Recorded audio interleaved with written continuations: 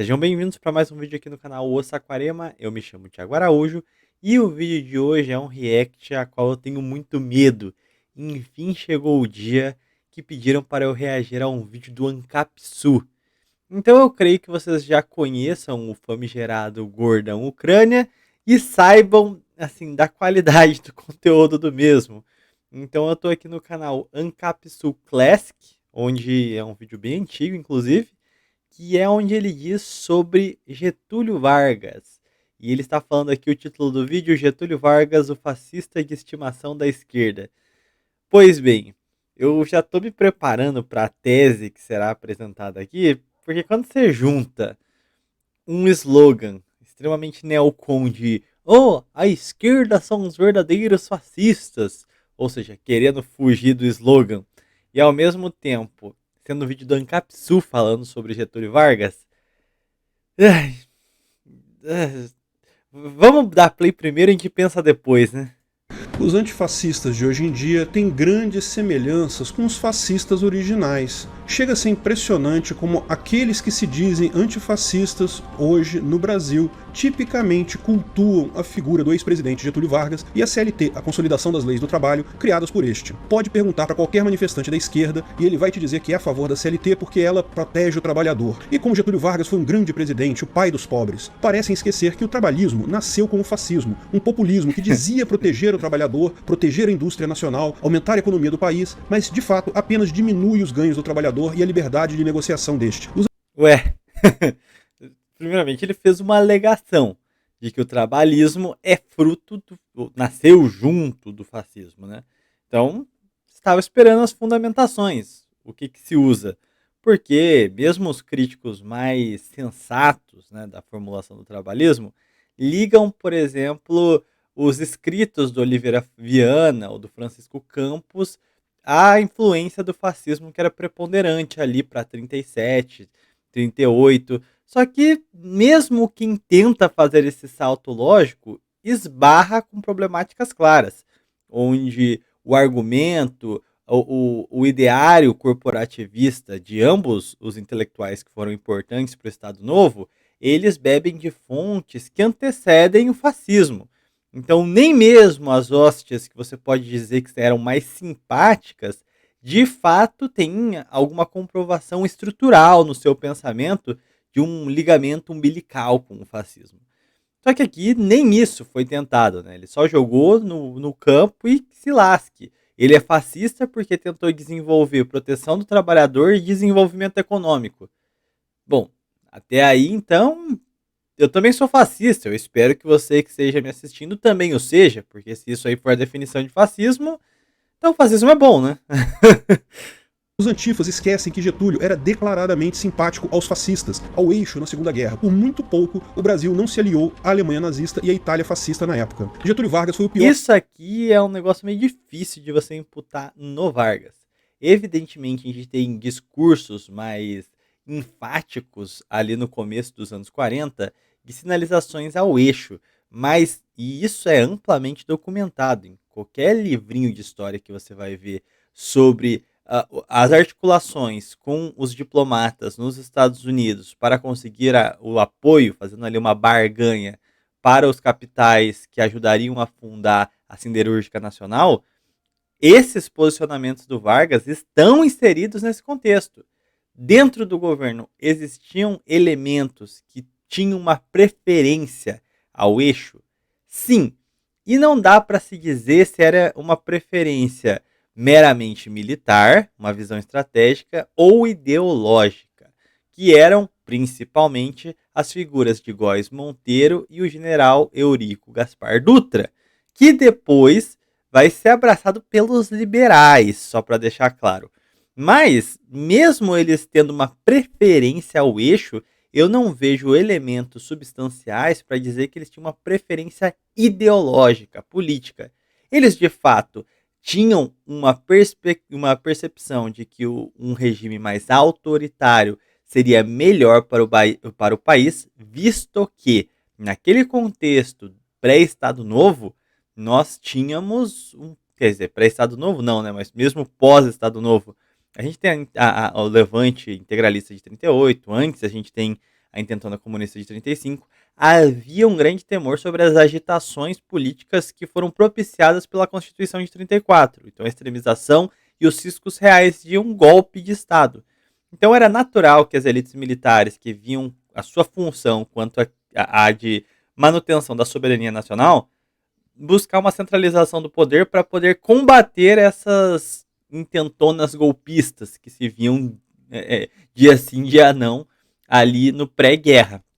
Então, é natural que quando a guerra estoure e o eixo comece com algumas vitórias, em especial a Alemanha, houvesse uma preferência nesse sentido dentro do contexto da época. Mas mesmo assim, é difícil você dizer que algum deles ali era adepto das visões nacionais socialistas ou qualquer coisa do gênero. Então, quando a gente vai para o Vargas, por exemplo, que usou literalmente o nosso comércio com a Alemanha como uma forma de tentar trazer os capitais para a criação da siderúrgica nacional e estava ali numa barganha entre quem poderia nos ajudar a iniciar o nosso processo de fundição de aço em larga escala, era Estados Unidos e Alemanha. A gente ia ter que espremer um dos dois para a gente conseguir os capitais necessários para a fundação da siderurgia. Só que, se no meio dessa jogada aí, o que o Vargas foi muito genial foi justamente ameaçar uma aproximação com a Alemanha para conseguir elevar o patamar do Brasil nas relações com os Estados Unidos em prioridade. Foi graças a esses acenos que os Estados Unidos acendeu um alerta vermelho e resolveu financiar de fato. Foi uma barganha muito bem feita.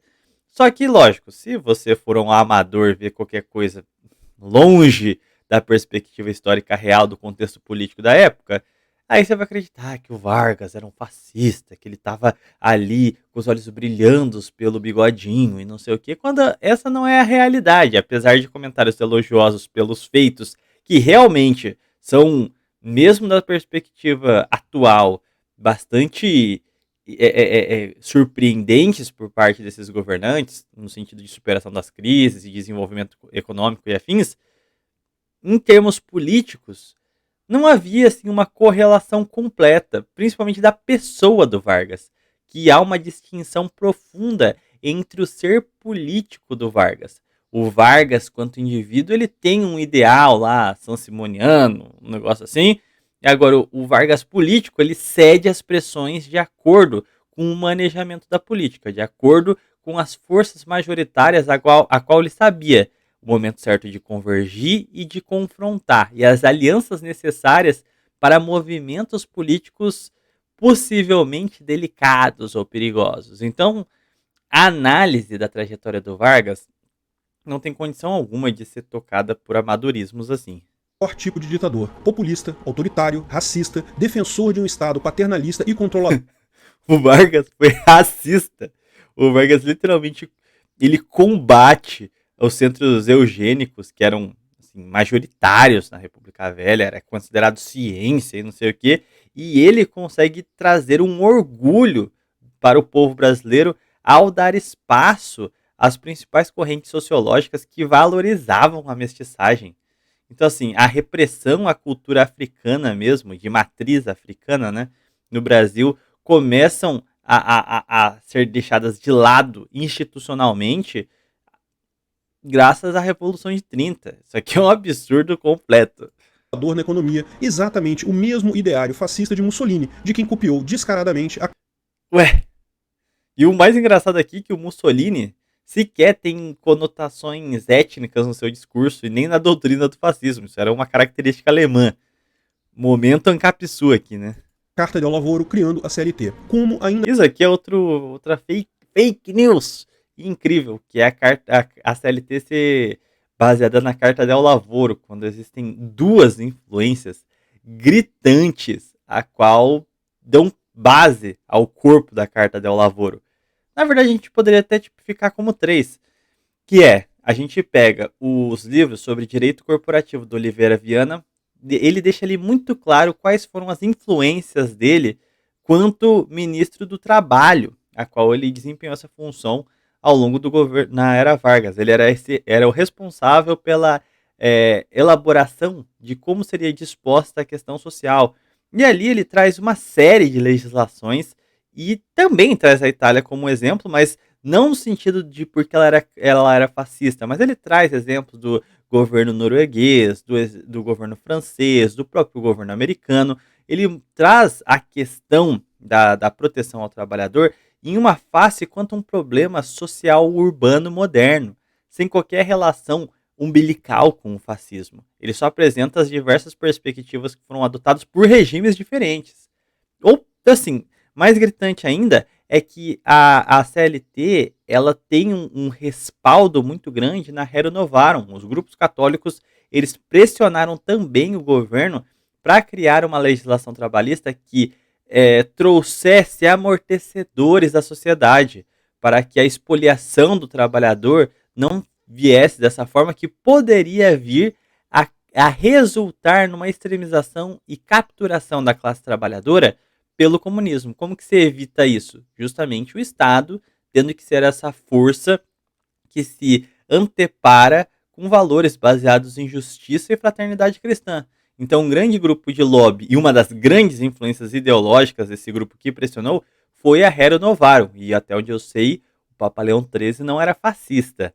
E em terceiro ponto, nós temos os próprios positivistas, que lá em 1893, logo após a primeira Constituição Republicana do Brasil, já traziam projetos de leis trabalhistas, como, por exemplo, a de 8 horas diárias, uma série de proteções que quase que a gente pode dizer que o Vargas pegou aquele documento lá do final do século XIX e trouxe à baila de novo.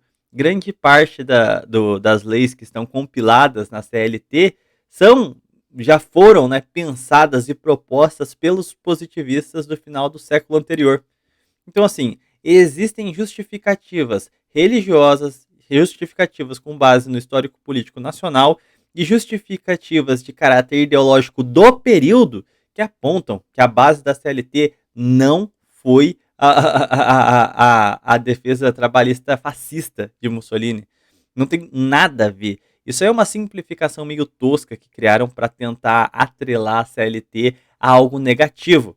Mas isso é um tipo de tática política que ela vem do espírito da burrice. Isso é, você esvazia as palavras de sentido. O que é fascismo? Nada. Fascismo é uma emoção, é algo ruim. Então, quando eu falo fascismo, eu quero me referir a algo ruim. Então, quando eu não gosto de alguma coisa, eu adjetivo esta determinada coisa de fascista, porque fascismo é ruim. Automaticamente, o que eu adjetivar com a palavra fascismo vai afastar as pessoas. A lógica é simplesmente essa. Ainda pode ter gente que defende hoje esse monstro que foi um dos maiores culpados por nossa sociedade ter tão pouca riqueza e liberdade hoje em dia. Antes de continuarmos o vídeo... Antes do Vargas as coisas eram tão boas, né? A sociedade era tão rica, uma distribuição de renda tão grande, né? A questão operária era considerada causa de polícia. Então, assim, realmente, né? Que tristeza. A gente devia ter ficado exportando café até 2024, né? Assim, pensamento incrível. Aproveite para curtir. Vargas, perdendo a eleição, Trello. Getúlio candidatou-se a presidente da República em 1929, perdendo a eleição, depois alegou fraude, deu um golpe auxiliado pelos tenentes do Exército e foi designado chefe do governo provisório pela junta militar. Portanto... Realmente, 1930 institucionalmente tem um caráter golpista, mas ele não fez isso apenas com o apoio dos tenentistas, né? Foi um amplo e grande apoio à Aliança Liberal após o resultado das eleições. Então, por exemplo, frações paulistas mesmo, que já estavam descontentes com o domínio do PRP e fundam um partido democrático, que era uma mocidade paulista que queria substituir essa velha guarda oligárquica. Minas Gerais foi passada para trás, rompendo, né, com o famoso contrato lá o arranjo do café com leite. A política dos coronéis já se via bastante desestabilizada a essa altura, principalmente pelas mudanças estruturais do peso do café e como o poder político estava concentrado em São Paulo, o poder econômico por consequência, né?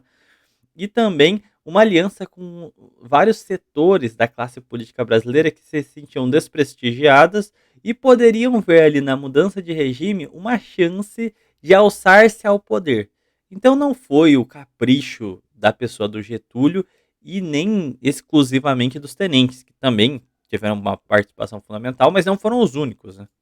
Tudo começa com um ditador que não aceitou o resultado das urnas e usou o braço armado do Estado, os militares, para a tomada do poder. Já empoderado, Vargas foi o pai da CLT, a versão tupiniquim da Carta del Lavoro de Mussolini. Hoje já existe uma tentativa esquerdista de desvincular a CLT do fascismo, dizer que não é a mesma coisa que a Carta del Lavoro, e um dos porcos argumentos que existe é que há uma diferença na extensão dos dois documentos. Mas isso nem de longe toca no problema. Ok, a CLT possuía 921 artigos em 1943, enquanto a Carta del Lavoro nasceu com 30, e foi reduzida a 11 quando se tornou lei. Disso, porém, não se deriva ausência de influências e inspirações, mas tão somente... Ou seja, é uma coisa aberrantemente diferente uma da outra, e até a natureza desse código. Um é um código de um trabalho, o outro é uma compilação de leis. Então, assim, nem se trata exatamente de um documento similar, mas as próprias influências que serviram para criar a CLT não bebem da Carta del Lavoro como referência. Apesar de que muitos elementos podem vir a ser convergentes, por exemplo, os elementos de ideias que estavam presentes no século XIX, a ideia da sociedade orgânica, a própria influência da Rerum Novarum, algumas influências podem sim ser convergentes, mas uma não copiou da outra. E a Carta del Lavoro tem elementos especificamente nacionais italianos, enquanto a CLT também bebe de uma influência histórica própria, tipicamente brasileira, como eu apontei no caso da atuação positivista no início da implementação da República. Então, assim, a natureza dos dois documentos não tem nada a ver uma coisa com a outra. É impossível dizer que uma tentou copiar a outra. Constata-se que o Brasil foi fustigado com uma versão piorada do documento fascista. Enquanto a carta italiana não era mais que um ovo de Leviatã, a Estrovenga brasileira já nasceu como uma hidra de várias cabeças. E o fascismo de Vargas se fez sentir desde o seu discurso no dia do golpe, onde ficou famoso... É engraçado que ele adjetiva a CLT, mas ele não explicou o porquê ela é ruim. Percebam que em nenhum momento ele deu um argumento que seja para justificar por que a CLT é ruim. Sendo que, do momento em que ela foi formulada, o Brasil cresceu constantemente, inclusive passando por períodos de milagre econômico, sendo um dos países que mais crescia no mundo, em termos industriais, nos 40 anos consecutivos seguintes. Então, assim, é difícil entender, né? A gente conseguiu alcançar um desenvolvimento industrial satisfatório para um país que estava, até então, vendendo café, sendo um país agroexportador espoliado. Ele conseguiu conciliar a defesa do trabalhador e crescimento industrial e alcançando mesmo patamares tecnológicos muito robustos. Por exemplo, um dos frutos da política industrial que se inicia com Vargas é a própria Embraer. Então, assim, é uma falácia a qual só vem de galope. Passa, joga e sai correndo. Nem sequer explica as razões do porquê que ele está criticando as coisas. Uma de suas frases: é a necessidade que faz a lei. Tanto mais complexa se torna a vida no momento que passa, tanto maior há de ser a intervenção do Estado no domínio da atividade privada. A partir desse momento... Nesse momento aqui, Vargas ele fala justamente com base na experiência da superação da crise de 29, a qual o Brasil consegue passar por ela com pioneirismo, inclusive, aderindo a políticas anticíclicas que salvam a economia nacional, antes mesmo de muitos países de primeiro mundo à época. O que ficou evidente? O livre-cambismo, todos aqueles dogmas a priorísticos a qual o liberalismo impunha, atravancavam a nação no passado. A partir do momento que a gente começou a confrontar essas supostas teses universais da economia liberal, a gente conseguiu começar a se industrializar. A gente começou a organizar a sociedade, ordenar o trabalho, organizar as corporações. Então, faz sentido o que ele está colocando aqui, porque a demanda do nível de complexidade a qual a economia estava se tomando, aquelas teses não mais cabiam ao país. Sequer estavam sendo condizentes com o país no período ainda do final da República Velha, onde já ficava bem claro que a ideia de desregulamentação total e deixa que o mercado age sozinho, deixa o capital estrangeiro vir aqui dentro, só estava esgarçando o nosso câmbio e deixou a gente na mão depois da crise de 29. Então, o contexto da época e as reformas empreendidas para salvar o país da crise faz todo sentido no que ele está apresentando aqui, a qual o governo estava se encaminhando ao corporativismo de 37, onde as forças produtivas foram harmonizadas e foi possível garantir o progresso da indústria e a busca por direitos da classe trabalhadora. Foi bom para os dois lados. Então, sim, a intervenção do Estado na harmonização da economia nessa época foi algo extremamente positivo, permitindo o florescimento de uma iniciativa privada nacional, não expoliativa, como o capital estrangeiro que aqui dentro estava antes, ao mesmo tempo que, para o favorecimento dessa burguesia industrial em ascensão, não foi preciso arrancar o couro da classe trabalhadora. Então, sim, essa frase do Getúlio aqui está completamente correta. Momento, a ideologia que pairava sobre o Brasil é de que nada deveria ser feito fora do Estado, tudo dentro do Estado. Era o lema que perdura e vigora até hoje. O cara literalmente pegou uma frase do Vargas e falou: quer saber?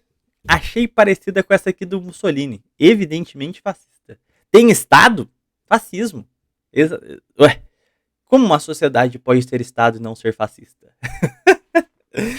Eu tô falando que anarcocapitalismo é um tipo de degeneração mental, cara. Semelhanças com o fascismo e o nazismo não são acidentais. O governo Vargas manteve quase durante toda a década de 1930 relações de amizade e cordialidade com o Terceiro Reich. Em um documento de 1900... Sim, a busca era justamente de ampliar as nossas parcerias econômicas e conseguir garantir a siderurgia nacional em larga escala.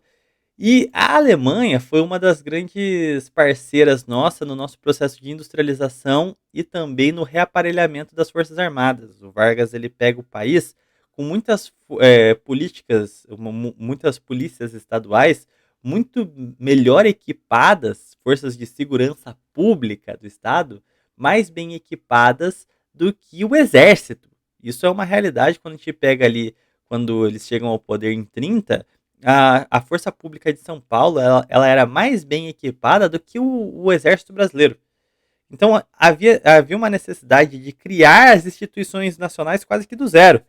E um dos países que nos favoreceram treinamentos de doutrina militar, tinham contratos para compra de armamentos e afins, foi a Alemanha. E mais do que isso também, a Alemanha junto dos Estados Unidos foram parceiros, ou melhor dizendo, né, negociantes que nós conseguimos para a compra de bens de produção. Então, nessa época também, como a gente estava buscando a industrialização e internalizar a economia, foi favorecida uma política de tarifas a importações de bens de consumo e facilidades, né, aos industriais que fossem atrás de bens de produção nos mercados exteriores. E a Alemanha foi um dos grandes mercados que estavam dispostos a vender esses bens de produção ao Brasil, para que a gente pudesse fazer similares, aprender a dominar aquela tecnologia, alargar a base de produção das indústrias nacionais, né? Então, assim, naquele contexto, a Alemanha era um excelente parceiro econômico e mesmo em termos militares também. E isso não tem nada a ver com a guerra. Uma vez que a guerra se inicia, a gente está neutro. E o comércio, naturalmente, também foi caindo gradualmente pelas próprias condições de guerra. Em 1936, um representante do Terceiro Reich referiu-se às relações Brasil-Alemanha como satisfatórias, apesar da ameaça judaico-comunista. Membros do governo brasileiro tinham relações cordiais com o partido nazista no país. Em 1937, o governador do Rio Grande do Sul, Flores da Cunha, compareceu a uma festividade nazista em Porto Alegre e disse que os alemães eram um componente racial muito valoroso do povo brasileiro. O Brasil de Vargas e a Alemanha de Hitler mantiveram acordos políticos com foco na caça a comunistas e troca de informações entre as polícias secretas de ambos os países. Aqui também é outra falácia maravilhosa.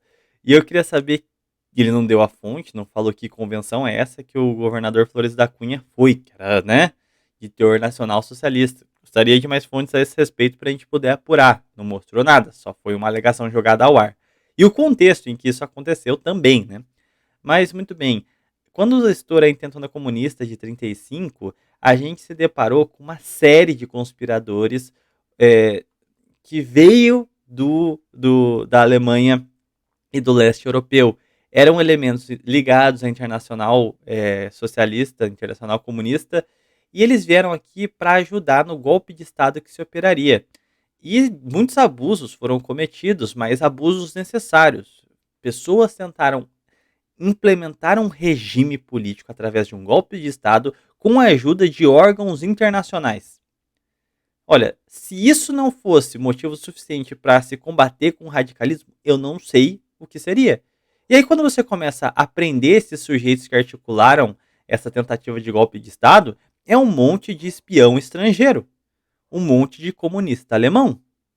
Ué, se você está com um caso delicado, onde golpistas tiveram apoio de agentes comunistas estrangeiros que são oriundos da Alemanha, como que você vai dar o devido tratamento processual desses sujeitos, a deportação deles, se não repassando as informações que recebeu ao governo instituído da Alemanha?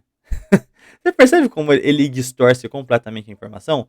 O que o governo fez após debelar a intentona comunista e deportar os respectivos espiões aos seus países de origem, foi o tratamento adequado. Você não pode matar eles aqui dentro, então mande para os responsáveis e fala, esses sujeitos tentaram dar um golpe de Estado comunista no meu país. Se porventura o país deles tem uma política anticomunista que iria exterminá-los, o problema deles. Foram se aventurar a dar golpe de Estado em países de terceiros porque quiseram. Os riscos estavam postos. Não teve nada anormal nessa política aqui, não. Países, incluindo-se a expulsão de alguns judeus comunistas, como ocorreu com Olga Benário. Ela foi mandada para... Teve o caso do Henry Berger também. Cara, se você é um judeu comunista e resolveu se aventurar a dar golpe de Estado em outros países, e a sua origem é alemã em um período em que as coisas não eram boas para você, cara, você fez por conta e risco. O problema é seu, amigão. Pensa antes de tentar dar golpe de Estado no país dos outros. Nunca errou.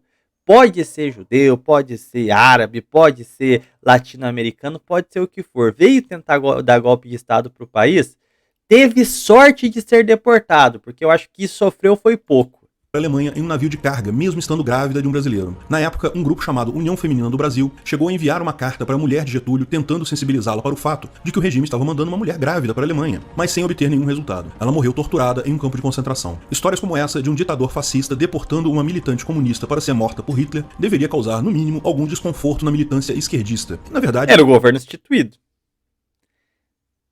Não tinha o que fazer. Não tinha o que fazer, ué. Ficar num país depois de ter dado um golpe de Estado não era uma opção. Vá pro seu país. Agora, como está a sua situação interna da sua casa, o problema é seu, amigão. Os problemas da Alemanha devem ser resolvidos da porta para dentro. O Brasil não tem nada a ver com isso. Em qualquer pessoa, mas como a esquerda em geral não se norteiam por uma ética objetiva, contradições como essa fazem parte do pacote. Adicionalmente, estão documentadas várias correspondências entre Brasil, Alemanha e Itália naquele período. Mussolini chegou a mandar um telegrama em italiano parabenizando Vargas pelo aniversário de 10 anos de governo. Não se tratavam de semelhanças pontuais, mas de alinhamento ideológico explícito. A Constituição de 1934, que foi imposta por Getúlio, constava o seguinte: artigo 138, incumbe à União, aos estados e aos municípios, nos termos das respectivas leis, a linha B, estimular a educação eugênica. Não surpreendentemente, durante os primeiros anos de Vargas no Brasil, chegou a haver um movimento eugenista bastante organizado. Época em que... Cara, olha o nível de... vamos lá. Primeiro ponto. A Constituição de 1934 não foi escrita por Getúlio. Se o Getúlio teve alguma influência maior na elaboração de uma Constituição, foi na Apolaca, de 37, que aí sim foi feita de modo autárquica. Ela foi sem influência de terceiros. A Constituição de 34 foi feita através de uma Assembleia Nacional Constituinte, isso é, elementos oriundos do voto. E adivinha quem estimulava a eugenia? Grande parte da elite paulista e as elites cosmopolitas do regime, ou seja, fatias da sociedade que ainda eram simpáticas do regime anterior. Porque as políticas eugenistas, elas já existiam no Império, só que ainda no âmbito dos discursos afins, só que começou a ganhar formalização a partir da República Velha, onde vão ter os congressos eugenistas e tudo mais. Então, assim, esses institutos, essas instituições de tentativas de embranquecimento, de melhoramento do povo brasileiro e afins, essas instituições eugênicas são do período da República Velha, dos liberais, livre-cambistas, que pregavam o livre mercado também, que acreditavam na ciência natural da economia. Esses grupos andavam juntinhos. Justamente quem põe esses caras para correr e fecha o caixão dessa porcaria é justamente o Estado Novo, quando o Vargas passa a ter uma maior presença, mas ele também não era onipotente, mesmo no Estado Novo, né? Era mais ou menos um regime militar com uma liderança civil. Mas, de toda forma, o que extirpa o mal da eugenia do país é justamente a sociologia a qual Vargas apoiou, que defende a fundação tripartite do país, de valorização da cultura das três raças fundantes, e que o Brasil era fruto dessa miscigenação. Você não vai conseguir justificar um Getúlio eugenista ou qualquer coisa do gênero, uma vez que você teve figuras tão preponderantes no seu governo como Cassiano Ricardo. Mesmo Gilberto Freire teve os seus lances de aproximação e problemas políticos também, mas enfim, fica bem claro que a sociologia oficial adotada pelo regime foi justamente a de valorização da miscigenação do povo brasileiro como um povo mestiço, com essas várias culturas que criaram a cultura brasileira com essas influências, né? Então, assim, é uma tentativa ridícula. E eu acho engraçado porque ele fala isso depois da troca de cartas com Mussolini. Isso aqui que tá, o Mussolini não era racista. A Alemanha tinha suas questões étnicas. O Mussolini falava sobre o regime alemão como um delírio de raça. Então, nem para construir a mentira, o gordão Ucrânia conseguiu fazer o negócio direito. E assim, a troca de mensagens entre os presidentes pode sinalizar, sim, uma perspectiva de que era possível uma aproximação, mas não que essa aproximação existisse.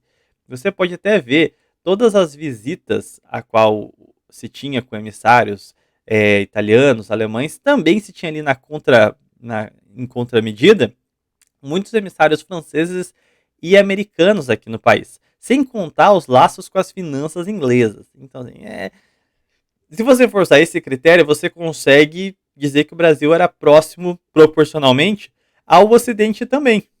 O Ocidente, no que eu digo, os defensores da democracia liberal, blá, blá, blá, blá, blá, blá, entendeu? Então é um argumento muito fraco. Que era publicado o famigerado Boletim da Eugenia, que era distribuído aqui em Banânia até 1933. Já no campo econômico, que é onde o ditador possui mais admiradores, até pela perspectiva keynesiana é difícil sustentar elogios a essa figura. Pouca gente sabe, mas na época o autor do Sítio do Pica-Pau Amarelo, Monteiro Lobato, publicou o dossiê O Escândalo do Petróleo, com críticas ao governo por não perfurar e não deixar que se perfure. Irritado, Getúlio Vargas proibiu as vendas, determinou a apreensão de todas as edições, eis a verdadeira face do nacional desenvolventista. Beleza. A começar que a gente não tinha nenhuma forma de analisar onde estavam os poços de petróleo do Brasil, e a gente nem tinha tecnologia para conseguir fazer essas perfurações. A gente estava tentando fundar a Siderúrgica Nacional, mas mesmo com esses embates entre Monteiro Lobato e Getúlio Vargas, foi criado na era Vargas o Conselho Nacional do Petróleo para discutir a política petrolífera, sobre a presença dos grandes conglomerados americanos e ingleses, que eram basicamente grandes raposas que buscavam desestabilizar e quase que semi-colonizar países com busca na sede do petróleo ali. Mas o mais engraçado é que não tinha nenhum poço de petróleo confirmado no Brasil ainda. Na verdade, a gente vai fundar a Petrobras e a gente mal vai ter petróleo, a não ser nos recantos da Bahia. A gente não tinha tecnologia para encontrar o petróleo aqui dentro. Quanto mais dinheiro para perfurar. A gente só vai conseguir fazer a Petrobras na década de 50. Então, a postura combativa do Monteiro Lobato criou numa situação como a que se vivia nos anos 30 e 40, um cenário a qual não foi muito propício para um diálogo democrático. Nisso, sim, houve uma exceção para combater as críticas públicas que o Monteiro Lobato tinha. Mas isso não tem nada a ver sobre a questão petrolífera em si. O Monteiro Lobato foi bastante ufanista nessa questão, mas também bastante deslocado da realidade, com base nos capitais que nós tínhamos, as condições materiais para ter uma petrolífera. Houve, ao meu ver, também uma falta de preocupação com essa fala do não deixe que perfurem. Você queria entregar o quê? Para Exxon? Para Shell? Sem condição, né? Então, assim, e a gente só teria as bases materiais quase 2 décadas à frente, mas mesmo assim o Estado passa a adotar órgãos nacionais sobre a política do petróleo. Então não foi uma pauta largada ao léu. Como eu disse, nesse vídeo aqui, ele só está jogando um monte de argumento sem explicar nada e sem contextualizar nada. Mesmo chegando a ser preso, Lobato nunca deixou de denunciar os desvarios de Getúlio Vargas, inclusive práticas de tortura pelo governo, outro ponto sobre o qual as viúvas de 64 fazem vista grossa. Na Segunda Guerra, é verdade, ele assumiu a posição contra o eixo, mas isso não foi mais do que apoiar o lado que, naquele momento, já era claramente vencedor. Sua nova lealdade também veio acompanhada de um empréstimo milionário com o qual Vargas almejava construir uma estatal do setor de siderurgia, a CSN. Traduzindo, mesmo para entrar apoiando o lado vencedor, Getúlio teve que ser pago. Sim, porque a nossa intenção sequer era entrar na guerra. A gente só foi basicamente fortemente pressionado aos Estados Unidos, só que a gente ainda tirou o máximo de lucros possíveis, que era justamente essa a posição do governo também com a Alemanha, que se quisesse um apoio nosso, vai ter que financiar a CSN. E foi isso que o Vargas conseguiu, extorquindo os Estados Unidos, e palmas para ele. Isso é fundamental. Os países verdadeiros estadistas atuam assim. Uma guerra que não era nossa, que se lasque. A gente só tem que assumir um lado se for nos favorecer. Ponto. Se você discorda disso, você só é imbecil. Não existe esse mundo do o país paladino da justiça e que luta pelo bonzinho. Amigão, se você começar a analisar como a comunidade japonesa era tratada, asiática como um todo, né, era tratada nos Estados Unidos, mesmo as comunidades negras, assim, se você começar a ver a sociedade americana, como ela funcionava nos anos 40, olha, eu temo dizer que eu não sei se tem um lado certo nessa história, né? Tudo podia ser diferente em junho de 1940, com o discurso pronunciado por Vargas a bordo do encouraçado Minas Gerais. Na época, o discurso chegou a ser interpretado como uma adesão do país aos países do eixo. Felizmente, porém, o amor de Getúlio por dólares se revelou maior que seu amor por Hitler. Enfim, esses não são mais do que breves apontamentos para conferir o quão nefasto... Ele fez uma siderúrgica pra ele. Tipo assim, pra ele pessoa. Não foi pro país, não. Essas tentativas de, ironicamente, através de um ANCAP, né, querer atribuir uma característica negativa ao Getúlio através de um conceito de que ele era um cara que só via o bem de si mesmo, é bastante irônico, né? Sendo que ele estava em busca de um bem que seria para o desenvolvimento do país em si, cara. Ah, cara. É a figura de Getúlio Vargas. O quão digno de repúdio são os projetos que nele se inspiram. Concluímos atestando que o único ato legítimo praticado por Vargas foi o ato em que, com um revólver, em seu próprio quarto, ele livrou o mundo de um fascista. Aplausos por essa façanha. Ah, eu não tanco ANCAP, cara. Na moral. É por isso que eu digo, cara. Não tem condição de você querer debater seriamente com o anarcapitalismo, sabe? É uma ideologia que, por si só, é tresloucada da realidade, não tem qualquer fundamentação real ou aplicabilidade. Então, assim, já é difícil considerar essa ideologia como legítima. Agora, quando se coloca no debate público, é isso aqui, cara, não tem condição nenhuma, bicho. Mas enfim, já embrulhei meu estômago aqui. Se você gostou do vídeo, deixa o gostei, compartilha aí o vídeo nos grupos de Telegram, de Zap, cogite ser membro aqui do canal. Lembrando que nós temos o site da editora Flâmula, a qual a gente está fazendo a pré-venda do livro Corporativismo, Organização Profissional e Representação de Classes. Então estamos aí na pré-venda. Para comprar tem o site da Legião aqui na descrição, tá bom? R$60, frete grátis. Então, feitos os meus jabás, como eu disse, deixa um comentário, um gostei, se inscreva no canal. Vou ficando por aqui. Até um próximo vídeo live. Tchau, tchau.